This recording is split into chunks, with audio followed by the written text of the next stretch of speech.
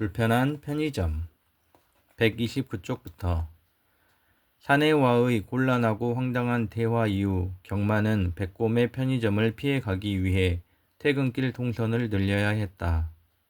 계단 10개와 눈이 덜 녹은 응달진 골목을 지나야 했지만 그 훈계질하는 꼰대의 두툼한 얼굴을 안 보니 견딜만 했다. 더럽고 치사해서 다시는 그 편의점에서 혼술 따위 하지 않겠다고 다짐했다. 웃기는 건 사내의 편의점을 못 가다 보니 혼술할 곳이 완전히 없어졌다는 점이다. 몇 군데 싼 술집을 찾았지만 역시 부담만 가중되었고 동네 다른 편의점들은 봄이나 돼야 야외 테이블을 다시 내놓을 것이었다. 젠장, 알른이 죽지. 경만은 술 따위 안 먹고 곧장 귀가하기로 했다. 경만이 11시 전에 술 냄새 없이 퇴근하자 낯설어 하던 아내와 딸들도 곧 새해 아빠의 금주 다짐을 지지한다며 예상에 없는 응원을 보냈다.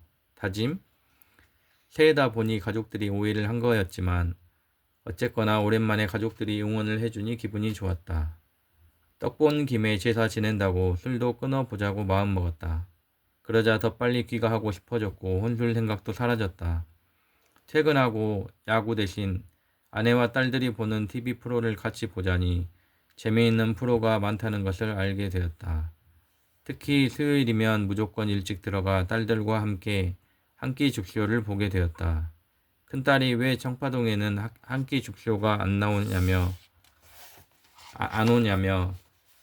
온다면 우리 집에 산타클로스 복장을 하고 강호동이 왔으면 좋겠다고 했다. 5분 늦게 태어난 둘째는 자긴 이경규가 더 좋다며 돈키호테 복장을 한 이경규가 나오는 돈치킨 광고지를 흔들어 보였다.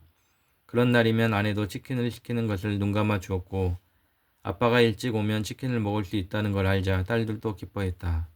무엇에 기뻐했냐고? 치킨에? 아빠에? 무엇이든 상관없었다. 함께 닭을 뜯으면 그게 가족이었다. 설 연휴 동안 본가에 가서도 경마는 술을 입에 대지 않았다. 명절이면 늘 취해 고스톱을 치다 서로를 치던 아버지와 아버지의 형제들은 그런 경만을 좀스러운 놈 취급했지만 아내와 어머니는 흐뭇한 눈빛으로 그를 바라봐 주었다. 연휴가 끝난 지 며칠 되지 않는 늦은 밤의 퇴근길, 경만은 자기도 모르게 그 편의점이 자리한 길로 퇴근하고 있었다. 이제 그 편의점 앞을 지나도 혼술이 당기지 않았고 그걸 의식하지도 못할 정도로 발걸음이 자연스러워졌다. 그럼에도 그 백곰 사장이 여전히 알바를 못 구하고 야간 근무 중인지 궁금했기에 편의점으로 시선이 돌아가는 건 어쩔 수 없었다. 편의점 카운터에는 아무도 없었다. 다만 야외 테이블에 달랑 놓인 옥수수 수염차가 백곰의 존재감을 느끼게 해주었다. 거참 재밌는 양반이군. 한 달 전 참깨라면 컵라면에 끌려 편의점으로 향했던 것처럼 경마는 이번에도 옥수수 수염차에 끌려 편의점으로 발걸음을 틀어야 했다. 경마는 야외 테이블에 놓여있는 옥수수 수염차를 말없이 바라보다가 그것을 집어들고 편의점으로 들어갔다. 딸랑. 편의점 안에는 아무도 없었고 진공 상태인 듯 고요했다. 경마는 옥수수 수염차를 마시고 싶어 견딜 수가 없어졌다. 그런데 카운터에는 백곰도 없고 알바생도 없었다. 역시나 참으로 불편한 편의점이 아닐 수 없었다. 그때 겨울잠을 자고 동굴에서 나오듯 백곰 사내가 기지개를 켜며 창고에서 나와 그 큰 덩치를 드러냈다. 그는 경만을 보고 싱긋 웃으며 카운터로 다가왔다. 경만은 민망한 미소로 답하며 뭐라도 말해야 한다고 생각했다. 잘 지내셨나요? 예, 잘 지내셨죠? 예, 덕분에. 어색한 침묵이 흘렀다.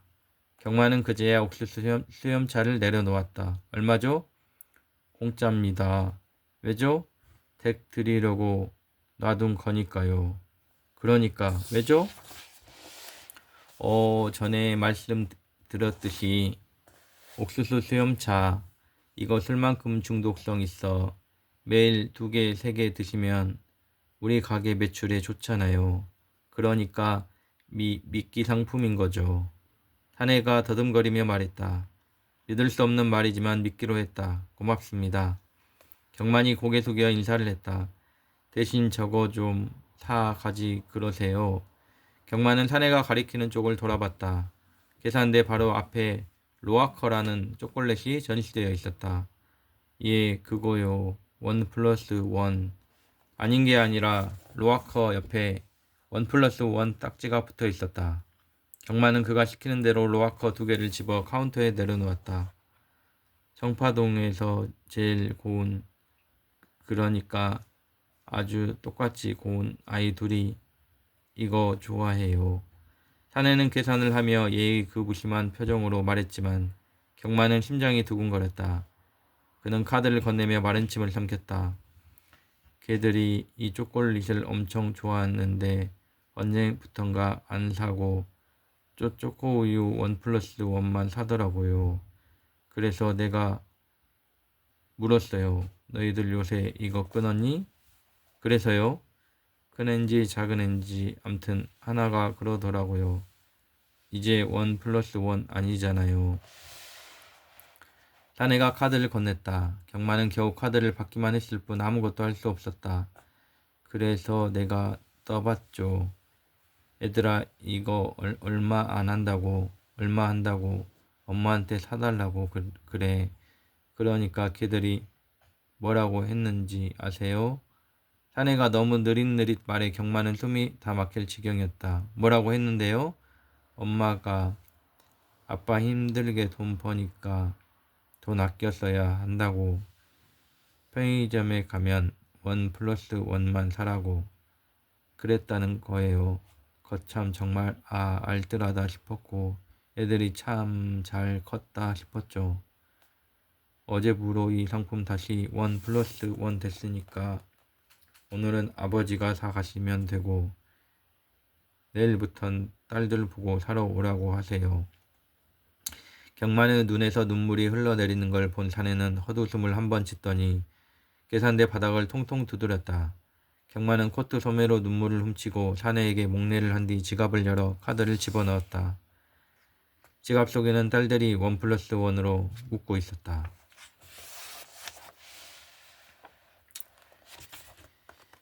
인생은 문제 해결의 연속이다. 인경은 트렁크를 끌기엔 너무 낡은 보도를 힘겹게 나아갔다. 트렁크는 덜컹거렸고 그녀는 두리번거렸다. 오늘 그녀가 해결해야 할 우선 과제는 겨울을 날 거처를 찾아가는 일. 다행히 거처는 정해져 있었다.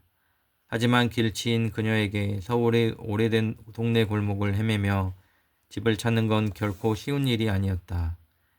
남영역에서부터 지도 앱을 켜고 청파교회까지는 잘 찾아왔는데 이후 교회 뒷길로 접어든 골목길에서 인경의 아이폰이 셧다운 되어버렸다. 윈터 이즈 커밍. 겨울이 되자 늙은 아이폰은 어김없이 예고도 없는 동절기 파업을 감행했다. 그로 인해 가뜩이나 어려운 길 찾기 난이도가 업그레이드 되었고 인경은 최후의 보루인 전화로 길 묻기조차 할 수 없는 상태가 되었다. 아이씨. 그녀는 찰진 욕을 아끼며 도움을 청할 곳을 찾아야 했다. 골목과 골목 사이 작은 삼거리의 편의점을 발견한 인경은 마지막 힘을 쥐어짜 트렁크를 끌고 그곳으로 꼬리냈다. 편의점인데 편의를 좀 봐주지 않을까? 그녀는 트렁크를 출입문 근처에 놔두고 눈앞에 보이는 판매대에서 직사각형 초콜릿을 집었다. 몸을 돌리니 바로 계산대였고 큰 키의 20대 여자 알바가 계산대에 선 채 인경의 행동을 지켜보고 있었다. 초콜릿 계산을 마친 인경은 즉시 포장을 뜯어 한 입 씹었다. 떨어진 당이 보충되자 트렁크를 끌고 오느라 후들거리던 팔과 다리도 진정이 되는 듯했다. 인경은 알바가 자신을 눈여겨보고 있다는 걸 의식하며 와작와작 초콜릿 하나를 다 먹었다. 그러고 나서 껌을 씹듯 입속에 남은 초콜릿을 질겅이며 알바에게 넉살 좋게 말했다. 전화 한 통 쓸 수 있을까요? 알바는 통화를 허락했고 인경은 눈인사와 함께 서둘러 트렁크를 눕힌 뒤 열었다. 트렁크에서 꺼낸 수첩에 다행히 기록해둔 번호가 있었다. 편의점 유선전화로 번호를 누르자 잠시 후 앳된 여대생의 목소리가 소화기 너머에서 들려왔다. 인경은 자신의 이름을 밝히고 휴대폰 배터리가 다 되어 편의점에서 연락을 하게 됐다고 자초지종을 설명했다. 편의점요? 혹시 올웨이스에 계세요? 인경이 그렇다고 답하자 그녀는 바로 건너편 빌라 3층이라며 웃음을 터뜨렸다. 인경은 소화기를 내려놓고 밖을 살폈다. 곧 빌라 3층 창문이 열리더니 희수쌤과 똑같은 미소를 띤 얼굴이 그녀를 향해 손을 흔들어 보였다. 인경은 지난 가을 원주 박경리 토지문학관에서 보냈다. 지난 가을을 원주 박경리 토지문학관에서 보냈다. 토지를 집필하신 고 박경리 선생님이 후배 작가들을 위해 지은 그곳은 문인들과 예술가들에게 집필실과 삼시세끼를 무료로 제공해 주고 있었는데 그녀는 작가가 되고 처음으로 그곳에 입주하게 되었다. 큰맘 먹고 입주한 토지문학관에서 그녀는 자신의 작가 생활을 마무리할 계획이었다. 대학로 월세집을 빼며 짐은 모두 본가로 보내고 트렁크 하나만 들고 내려갔다. 토지문화관은 원주시 외곽 한적한 마을 숲속에 떡하니 자리 잡고 있어 마치 작가들의 숨은 요새라도 되는 듯했다. 그곳은 누구에게도 방해받지 않고 혼자의 시간을 가지기 좋은 곳이었다. 생각을 이불처럼 폈다 개고 정돈하기 좋은 산책로를 매일 걸었고 건강한 식단으로 구성된 식사를 제공받았다. 각자가 하나의 행성과도 같은 작가들이 서로 조심스레 공존하며 눈길을 나누는 일상도 신선했다. 어떤 작가들은 점심 식사 후 탁구를 즐겼고 어떤 작가들은 저녁 식사 후 막걸리를 들고 근처 냇가에 모이곤 했다. 활달한 성격의 인경이기에 평소 같았으면 어디에라도 합류했겠지만 이번에는 홀로 시간을 보내는데 주력하기로 했다. 이곳에서도 글을 쓰지 못한다면 절필할 생각으로 들어왔기 때문이다. 그런데 홀로 시간을 보낸다고 글이 잘 써지는 것은 아니었다. 하지만 딱히 초조하지도 않았다. 글은 늘 안 써졌고 설령 쓰더라도 언제 무대에서 살아날지 알 수 없었기에 그녀는 시간을 견뎌야 했다. 자신이 희곡 작가로 계속 살 수 있는지를 스스로에게 묻는 그 시간이 가을 단풍과 함께 짙어지고 있었다. 입주한 지 3주쯤 지났을 때 희수쌤이 다가와 주었다. 그녀는 인경의 막내 이모뻘 되는 중견 소설가였고 광주의 한 대학에서 문학을 가르치는 교수이기도 했다. 안식년을 맞아 국내외 문학관을 오가던 희수쌤의 종착지가 토지문화관이었는데 그녀는 외톨이처럼 집필실에 틀어박혀 시한부 작가 생활 중인 인경을 눈여겨본 것이었다. 집필을 하기 위해 집필실에 왔다니 정말 소설적이군요. 희곡으로 치면 부조리 극인가요? 그냥 대책이 없는 거죠. 제 한계를 느끼던 중이었어요. 그동안 우직하게 인생의 고비들을 넘어왔다고 생각했는데 좀 지친 것 같아요. 쉬어요. 생전에 박경리 선생님이 그랬대요. 여기 작가들 글 안 쓰고 슬렁대는 것 같아도 그게 다 집필 행위니까 건드리지 말라고. 정작가도 비울 건 비우고 작품 생각하며 시간 보내요. 생각 없이 쓰면 타이핑이지 집필이 아니잖아요. 말씀 고마워요. 저는 정식으로 글을 배운 적이 없어서 교수님 같은 분이 해주시는 말이 큰 도움이 되네요. 교수 말고 쌤 해요. 희수쌤이라고 불러요. 그리고 산책할 때 혼자 가지 말고 종종 같이 다닙시다. 첫 번째 함께한 산책길에서 희수쌤은 인경의 마음을 다독여 주었다. 그녀는 이후로 희수쌤과 계속 산책을 다녔다. 문화관 부근 연세대 캠퍼스에 호수 산책로를 걸었고 주변의 임도 산책로를 찾아다녔다. 입주 기간이 끝날 즈음엔 함께 치악산에 올랐고 헤어지는 것이 아쉬운 단단한 동행을 얻었다고 느꼈다. 집필실 퇴실을 일주일 앞두고 희수쌤은 인경의 행선지를 물었다. 인경은 이곳에서 많이 쓰진 못했지만 좋은 기운을 얻었고 서울로 돌아가 다시 집필실을 구할 거라고 답했다. 작가 은퇴는 유보되었고 그것이 수학이라면 수학이었다. 서울에서 펼친 꿈을 서울에서 마무리하고 싶다는 그녀의 다짐에 희수쌤은 고개를 끄덕였다. 집필실을 어디서 구할 거예요? 희수쌤이 물었다. 그녀는 고시원을 생각 중이었다. 돈도 부족했고 의지도 부족했기에 고시원에 들어가 배수 진을 쳐야 할 듯했다. 인경은 고시원에서 겨울을 나며 작품 하나 품어내지 못하면 미련을 접고 고향 부산으로 내려갈 거라고 답했다. 부산에 가면 할 일은 많았다. 가업이 자리한 남포동 깡통시장에서 일해도 되고 친구들의 가게만 다녀도 할 일은 많았다. 부모님은 맞선 보기를 종용할 것이고 흐름을 거스르지 않는다면 결혼도 하고 아이도 낳으며 살겠지. 고향에 가면 글쓰기 빼고 모든 걸 할 수 있을 거예요.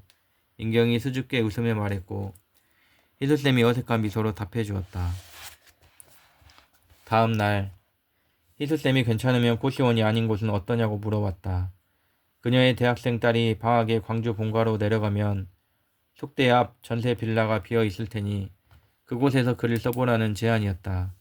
놀라움과 주저 섞인 인경의 표정을 살피며 희수쌤은 어차피 3월에 딸이 다시 돌아가야 하니 3개월 정도밖에 안 된다며 그 기간 동안이라도 편히 글을 썼으면 한다고 말했다. 자기 공간을 공짜로 내어주면서도 인경에게 부탁하듯 말하는 희수쌤의 배려에 그녀는 울 뻔했다. 많이 씩씩한 탓에 누구 앞에서 잘 울지 못하는 그녀를 울컥하게 만든 희수쌤에게 그녀는 감사하다는 말 대신 한박 웃음을 지어 보였다. 오늘은 여기까지 읽겠습니다. 5월 20일 좋은 밤 되세요.